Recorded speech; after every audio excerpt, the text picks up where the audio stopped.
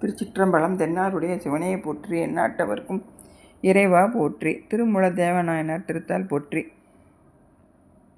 திருமந்திரம் 2ஆம் தந்திரத்தில் பிரளயம் என்ற தலைப்பில் என்ன சொல்லியிருக்கார் அப்படின்னா, அந்த பிரளயம் நீரால உலகமெல்லாம் முங்கி போயிருக்கு.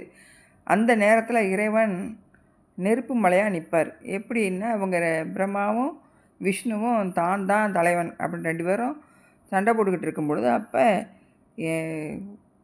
நெருப்பு மலையாக நிற்கிறாரு அப்படிங்கிறத இந்த பாடலில் சொல்கிறாரு. கருவறை மூடி கலந்தெழும் வெள்ளத்து இருவரும் கோ என்று இகழ இறைவன் ஒருவனும் நீரூற ஓங்கொலியாகி அருவரையாய் நின்று அருள் புரிந்தானே. கருவறைங்கிறது இந்த மலைகளில் கரிய மலைகளை சொல்லுது. வெள்ளத்தால் மூடி இருக்குது. மூடி கலந்தெழும் வெள்ளத்து இருவரும் கோ என்று இகழ, 2 பேரும் பிரம்மாவும் விஷ்ணுவும் தாங்கள் தான் தலைவன் அப்படின்னு 2 பேரும் வாக்குவாதம் பண்ணுறாங்க. அப்போ இறைவன் ஒருவன் நீரூற ஓங்கொலியாகி அந்த நீரெல்லாம் வற்ற வச்சு அங்கே ஓங்கொலியாக நிற்கிறாரு. அப்போ அந்த வந்து சொல்கிறாங்க. இதை அப்பர் பெருமன் சொல்லுவார்.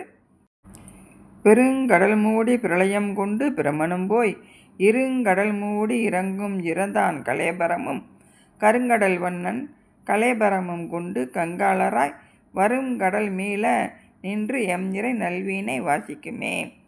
இந்த பெரிய கடல் இந்த உலகத்தை முழுசும் அந்த ஊழி வெள்ளத்தால் அழிக்கும் போது பிரமனுடைய சத்திய உலகமும் எல்லாம் முங்கிடுது. அப்போ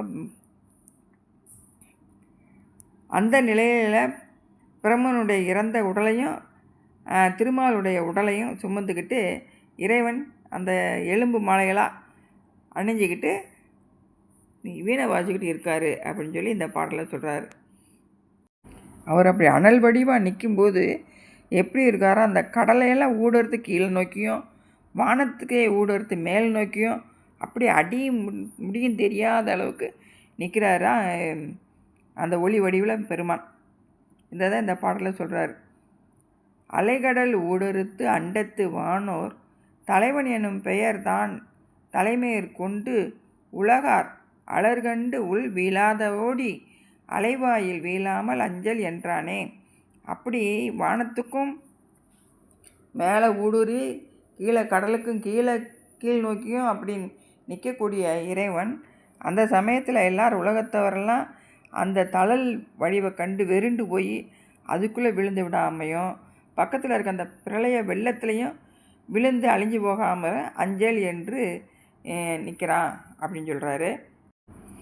இதுக்கெல்லாம் காரணம் என்ன அப்படின்னா, இறைவன் இந்த உயிர்கள் மேலே கொண்ட கருணை, அந்த கைமாறுகிறதாத கருணை இதுக்கெல்லாம் காரணம்.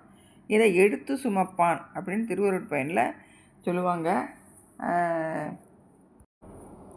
கிடைக்கத்தகுமே நற்கேண்மையார்க்கு அல்லால் எடுத்து சுமப்பானே இன்று அப்படின்னா, இறைவன் தன் செயலற்று நிற்கக்கூடிய அந்த உயிர்களில் எடுத்து இறைவனை சரணாகதியாக இருக்கக்கூடிய அந்த உயிர்கள் செய்யக்கூடிய எல்லா